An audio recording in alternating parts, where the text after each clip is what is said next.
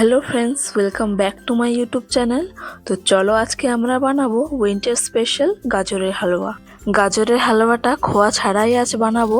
যাদের ঘরে খোয়া অ্যাভেলেবেল না থাকে তারাও এই রেসিপিটা ইজিলি বানিয়ে নিতে পারবে। হালুয়াটা বানানোর জন্য শীতের ফ্রেশ গাজরটা নিয়ে এসেছি।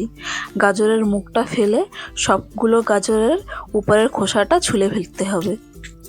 সব কয়টা গাজরের খোসাটা ছুলে নেওয়ার পর গাজরগুলোকে পরিষ্কার জলে ভালো মতো ধুয়ে নিতে হবে।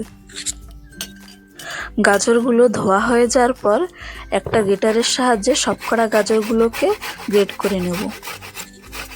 গাজরের হালুয়া বানানোর সময় গ্রেটার দিয়ে যদি গ্রেট করা হয় গাজরগুলোকে, তাহলে হালুয়াটার টেক্সচারটা ভালো আসে। গাজরগুলো গ্রেট করা হয়ে যাওয়ার পর এদিকে একটা কড়াইতে ঘি দিয়ে তার মধ্যে কাজু বাদামগুলো ভেজে তুলে রাখবো। কাজু বাদাম ভাজা হয়ে যাওয়ার পর কড়াইতে যে ঘি রয়েছে ওই ঘির মধ্যেই গ্রেট করে রাখা গাজরগুলো দিয়ে দেবো। তারপর একটু সময় নাড়িয়ে চাড়িয়ে ভেজে নিতে হবে। গাজরটা হালকা ভাজা হয়ে যাওয়ার পর তার মধ্যে এক বাটি চিনি আর গরুর দুধ দিয়ে ভালো মতো একটু মিশিয়ে গাজরটাকে ঢেকে দেবো।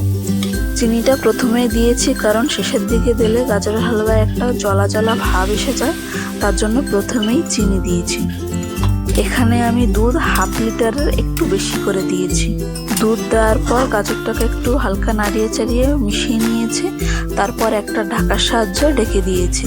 তারপর 10 মিনিট পর ঢাকাটা উল্টিয়ে দুধটা যখন শুকিয়ে আসবে তখন এলাচি পাউডার আর 2 চামচের মতো মিল্ক পাউডার দিয়ে আর একটু সময় মিশিয়ে নেব।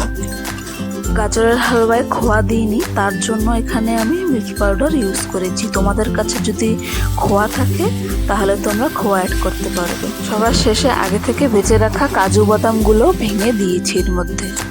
এভাবেই ইজিলি বাড়িতে বানিয়ে নিতে পারবে গাজরের হালুয়া।